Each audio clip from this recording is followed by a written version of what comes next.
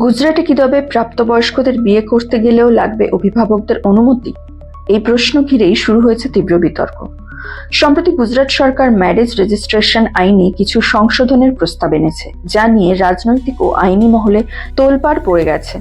প্রস্তাব অনুযায়ী প্রাপ্তবয়স্ক কোনো নারী পুরুষ ম্যারেজ রেজিস্ট্রেশন করতে গেলে তাদের বাবা মা বা অভিভাবকদের নাম, ঠিকানা ও যোগাযোগের তথ্য জমা দিতে হবে। শুধু তাই নয়, সংশ্লিষ্ট দপ্তর থেকে নাকি অভিভাবকদের জানানোও হবে যে তাদের সন্তান বিয়ের জন্য আবেদন করছেন। নির্দিষ্ট সময়সীমার মধ্যে আপত্তি থাকলে তা জানানো যেতে পারে, এমন ব্যবস্থাও খতিয়ে দেখা হচ্ছে। অর্থাৎ সরাসরি অনুমতি শব্দটি ব্যবহার না করা হলেও অভিভাবকদের ইনভলভ করা বাধ্যতামূলক করার দিকেই এগোচ্ছে সরকার। সরকারের যুক্তি, এই পদক্ষেপের উদ্দেশ্য হলো ফ্রডুলেন্ট ম্যারেজ বা প্রতারণামূলক বিয়ে, ফোর্সড রিলেশনশিপ বা জোরপূর্বক সম্পর্ক বা ভুয়ো পরিচয়ের মাধ্যমে বিয়ের ঘটনাকে রোধ করা বা থামানো। কিছু ক্ষেত্রে ইন্টার রিলিজিয়াস ম্যারেজ নিয়ে যে বিতর্ক তৈরি হয়েছে, বিশেষ করে তথাকথিত লাভ জিহাদ অভিযোগ, তা ঠেকাতেই নাকি এই কড়াকড়ি আইন আনা হচ্ছে।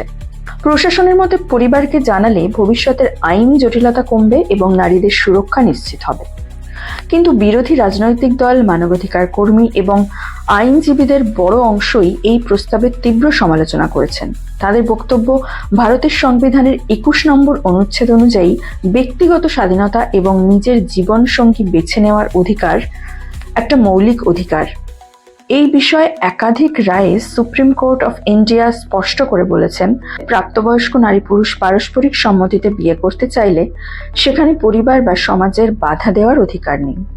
ফলে অভিভাবকদের বাধ্যতামূলকভাবে জড়িয়ে দেওয়া ব্যক্তিগত স্বাধীনতায় হস্তক্ষেপ বলেই মনে করছেন সমালোচকরা।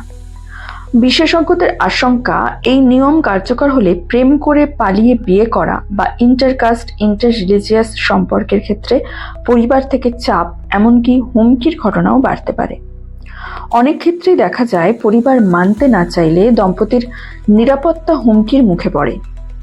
এমন পরিস্থিতিতে আগেভাগে পরিবারকে জানানো বাধ্যতামূলক হলে ঝুঁকি বাড়বে বলেই মনে করছেন মানবাধিকার কর্মীরা।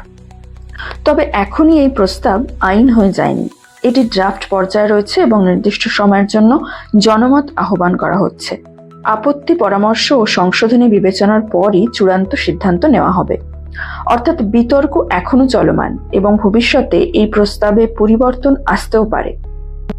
সব মিলিয়ে এখন একটাই প্রশ্ন, রাষ্ট্র কি প্রাপ্তবয়স্ক মানুষদের ব্যক্তিগত সিদ্ধান্তে এতটা হস্তক্ষেপ করতে পারে, নাকি পরিবারের সম্পৃক্ততা বাড়ালে সত্যিই কমবে প্রতারণা ও সামাজিক সমস্যা?